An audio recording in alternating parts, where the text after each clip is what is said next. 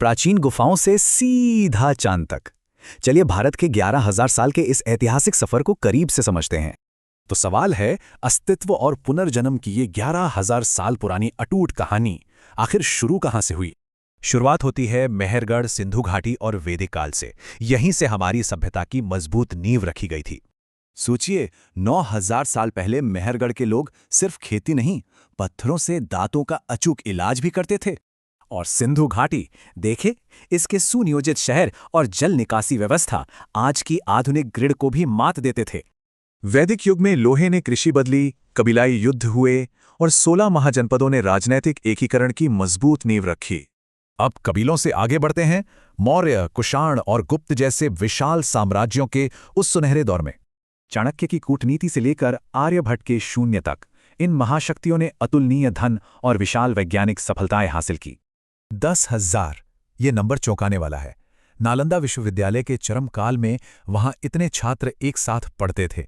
लेकिन इस स्वर्ण युग के बाद शुरू हुआ विदेशी आक्रमणों और कड़े प्रतिरोध का एक बेहद अशांत और चुनौतीपूर्ण दौर। आक्रमणकारियों ने नालंदा को नष्ट किया, जिससे ज्ञान का भारी नुकसान हुआ। विशाल लाइब्रेरी लगातार 3 महीनों तक जलती रही। लेकिन ऐसे मुश्किल वक्त में भी महाराणा प्रताप और शिवाजी जैसे वीर नायकों ने डटकर अपनी संस्कृति की रक्षा की। एक तरफ विजयनगर में सरेआम हीरे बिकते थे, दूसरी तरफ ब्रिटिश शासन ने धन लूटा और बुनकरों के अंगूठे काटे। इसके बाद शुरू हुआ ब्रिटिश साम्राज्य से आज़ादी का वो अंतिम और खूनी संघर्ष, जिसने आज़ाद भारत की नींव रखी। शांतिपूर्ण आंदोलनों से लेकर आज़ाद हिंद फौज तक, आज़ादी के लिए अपनाया गया हर एक तरीका अद्भुत है।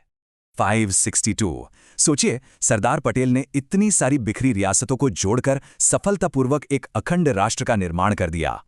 1971 के युद्ध में 93,000 दुश्मन सैनिकों ने सरेंडर किया। सैन्य इतिहास का यह सबसे बड़ा आत्मसमर्पण था। साइकिल पर रॉकेट ढोने से लेकर चंद्रमा के दक्षिणी ध्रुव पर चंद्रयान उतारने तक, ये तकनीकी छलांग एक चमत्कार है। आज दुनिया की 5वीं सबसे बड़ी अर्थव्यवस्था अपनी प्राचीन विरासत और एआई जैसी आधुनिक तकनीक का एकदम शानदार मेल है। आक्रमणों को झेलकर चांद तक पहुंचने वाली सभ्यता को देखकर बस एक सवाल उठता है, इसका अगला अध्याय क्या होगा?